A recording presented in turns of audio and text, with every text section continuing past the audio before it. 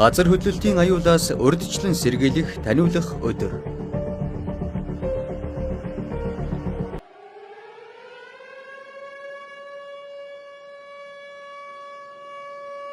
Хүчтэй чичиргээ ихтэйг 1 минут үргэлжлэх тул ширээн доор орж толгой дээрээ юм унахаас хамгаалаарай. Үүнээс гадна илчлэг ихтэй хоол хүнс, эм тарай чухал шаардлагатай бичиг баримтаа бэлтгэх хэрэгтэй.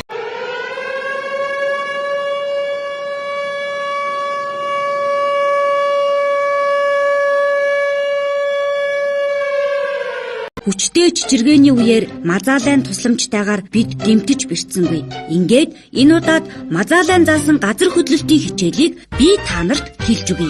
Хүчтэй газар хөдлөлтийн үеэр хамгийн түрүүнд ширээн доогуур орох ёстой шүү. Газар хөдлөлтийн дараа цахилгаан шатанд бүү суугаарай. Бас гадаа явбал шонгийн мод, замын тэмдэглэгээнээс болгоомжлоорой. Хэрвээ дэлгүүр олон нийтийн газар байвал толгоогоо хамгаалаарай. Олон нийтэд тулгуурласан гамшигын эрсдлийг бууруулах үндэсний хөтөлбөр.